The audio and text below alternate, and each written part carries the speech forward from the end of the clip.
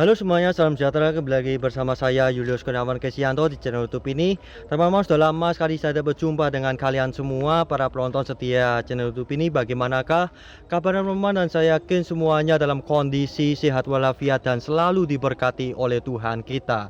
Jadi teman-teman, pada saat ini saya masih berada di kota tercinta saya, yaitu Kota Babat, Jawa Timur, dan tentunya masih masuk di dalam wilayah Negara Kesatuan Republik Indonesia sebagai negara tercinta kita, teman-teman. Dan teman-teman, sebelum saya membahas lebih lanjut video apa yang saya akan bahas hari ini, teman-teman, saya tentunya mengucapkan selamat menunaikan ibadah puasa Ramadan yang jatuh pada hari Selasa tanggal 13 April tahun 2021 ini, teman-teman. Kiranya ibadah yang di bulan suci Ramadan ini dapat memberkati kalian semua dan dapat memuaskan hati kita semua sebagai orang-orang percaya, teman-teman. Teman-teman, saat ini saya akan membahas suatu tempat yang jarang diketahui oleh banyak orang Babat, yaitu, teman-teman, penasaran kan? Saya akan membalik kamera ini dari sekarang dan akan menjawab rasa penasaran kalian semua. Oke teman-teman, pembalikan kamera dimulai dari sekarang.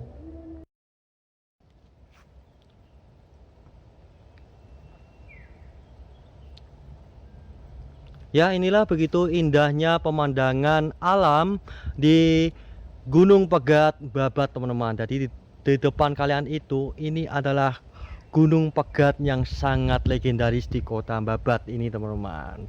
Dan seperti yang saya katakan tadi, teman-teman, saya akan membahas suatu objek yang jarang diketahui oleh generasi muda di Kota Babat ini, teman-teman. Dan tempatnya sekitar Gunung Pegat ini dan sangat tersembunyi dari hingar-bingar perkotaan Kota Babat ini, teman-teman. Oke teman-teman, penasaran kan? Objek apakah itu? Iya, di depan kalian ini adalah objeknya yang saya maksudkan itu, teman-teman. Sebuah kompleks pemakaman Cina yang sudah ada di Kota Babat ini sejak zaman kolonial Belanda dahulu, teman-teman. Dan kompleks pemakaman Cina ini di Gunung Pegat ini, di utaranya Gunung Pegat ini, teman-teman, ini adalah kompleks pemakaman Cina terbesar di Kota Babat, teman-teman. Luar biasa sekali, teman-teman.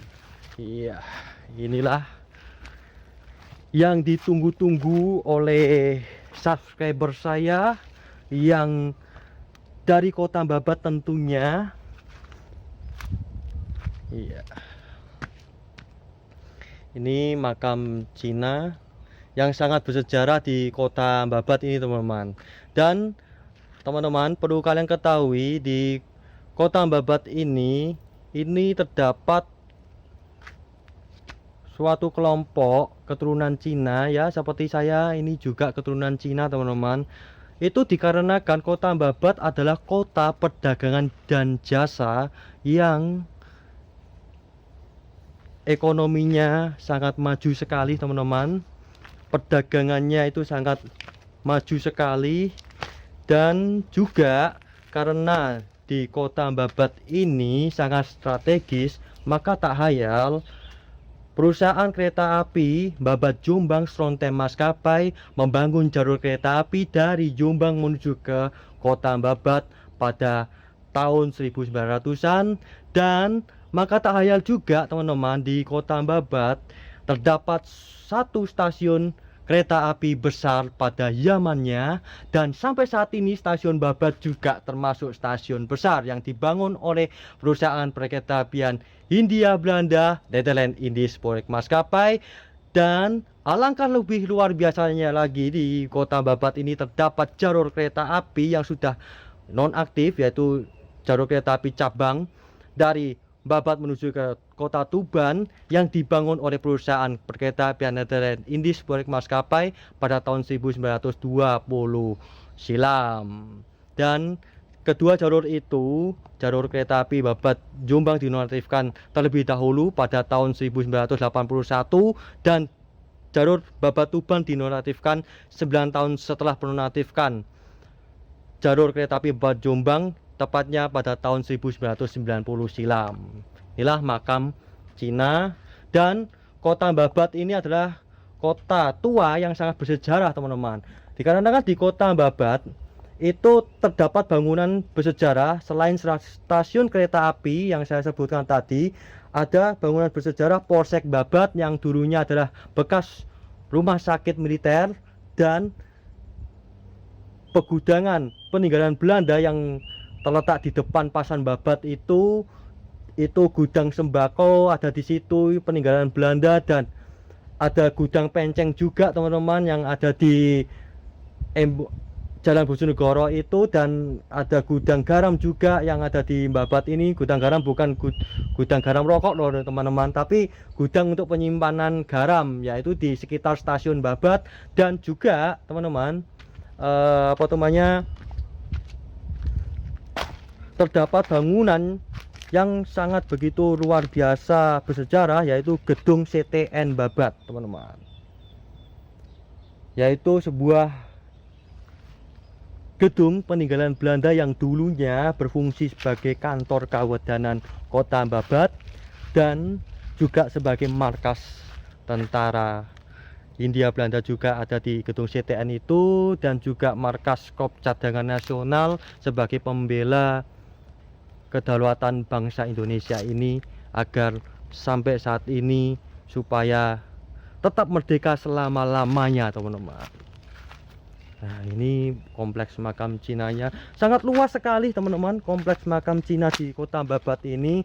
Dan kendati kota Babat ini merupakan kota yang sangat strategis, kita kalau dari pusat kota Babat di pasar itu, kalau kita ke arah selatan itu kita bisa menuju ke kota Jombang. Kalau kita ke arah utara itu kita bisa ke arah kota Tuban. Kita ke arah barat kita bisa ke arah kota Bojonegoro, dan kita ke arah timur kita bisa ke arah ibu kota Provinsi Jawa Timur, yaitu Surabaya, teman-teman. Sangat strategis bukan kota Babat ini?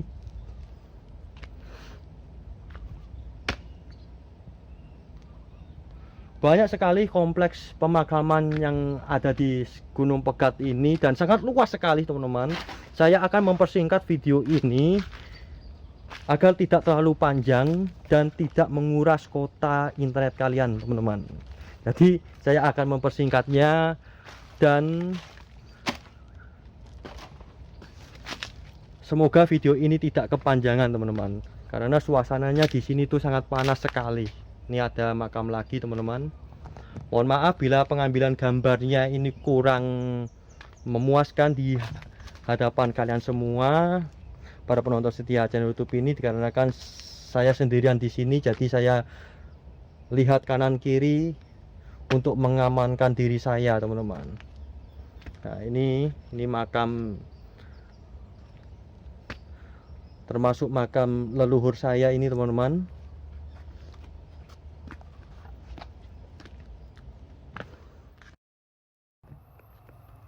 Oke, teman-teman, ayo kita lanjut perjalanan kali ini, penelusuran kali ini, untuk menelusuri jejak sejarah Tionghoa di kota Babat ini, teman-teman. Dan saya menemukan sebuah makam yang termasuk makam tua ini, teman-teman. Jadi beliau Go Siok Nio ini itu meninggal pada tahun 1935 silam, teman-teman. Jadi makam beliau ini adalah makam yang termasuk makam tua di tempat ini, teman-teman. Oke. Dan teman-teman, perlu kalian ketahui juga kenapa kok kami orang Cina itu, orang keturunan Cina itu datang di Babat ini, yaitu untuk berdagang, teman-teman, dan untuk membuka lapangan pekerjaan bagi yang membutuhkan, teman-teman. Dan tidak hanya orang Cina saja yang datang di kota Babat, orang Arab bangsa Timur Tengah itu juga datang di Babat, tepatnya di Bumi Lamongan, teman-teman. Hal ini dibuktikan di Bumi Lamongan ini terdapat salah satu wali songo yang sangat terkenal di Nusantara sampai saat ini, yaitu Sunan Derajat Lamongan, teman-teman. Dan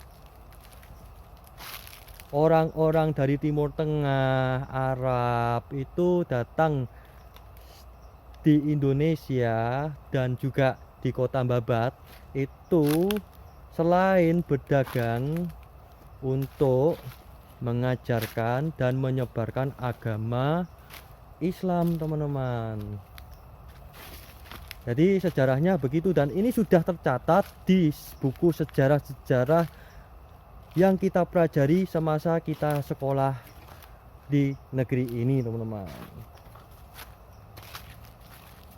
Kalau orang Belanda, orang Eropa, dan orang Amerika datang di Indonesia, selain menjajah, teman-teman, itu juga menyebarkan agama Kristen, dan ini sudah tercatat di buku-buku pelajaran sekolah, teman-teman. Jadi saya katakan di video ini tuh real sesuai dengan apa yang saya pelajari semasa saya sekolah dahulu, teman-teman.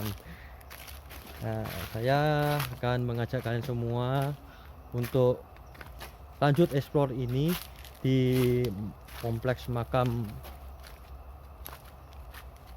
Cina ini, teman-teman. Di sana itu ada makam yang sangat besar sekali, teman-teman. Di sana itu ini sangat besar sekali di situ, dan makam ini tuh sangat luas sekali, teman-teman. Sampai sana juga itu masih kompleks makam Cina. Dan maka tak hayal di Gunung Pegat ini terdapat sebuah kompleks pemakaman Cina terbesar di kota Babat. Teman-teman, saya sendirian di tempat ini. Meskipun siang hari, teman-teman, dan sangat panas sekali, tetapi jujur saya di sini juga was-was sekali, teman-teman.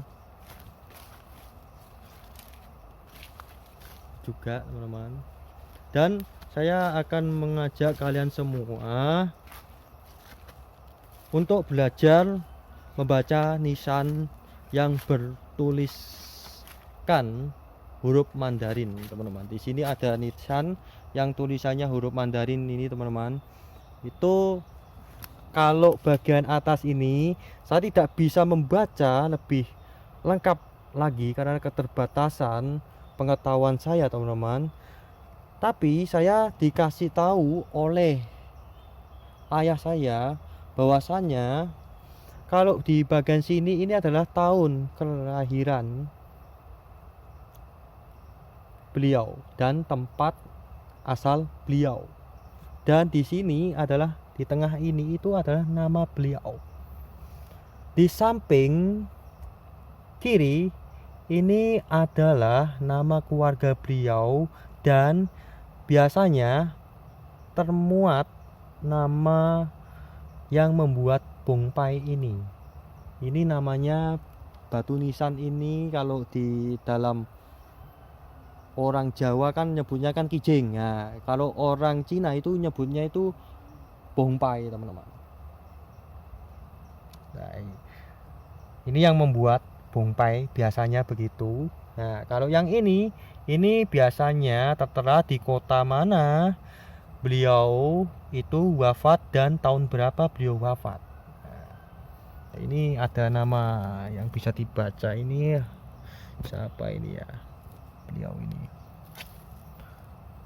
saya hanya bisa membaca ini karena sudah lama sekali makam beliau ini ada di sini.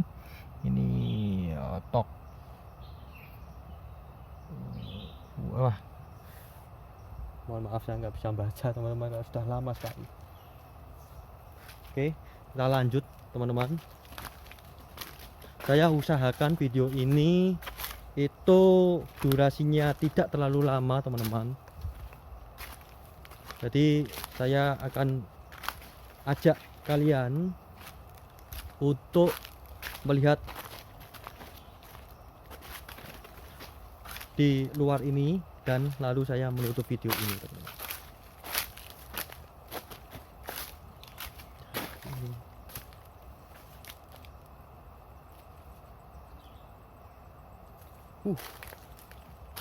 Nah, teman-teman, di sana itu banyak sekali makam Tionghoa, teman-teman. Saya tidak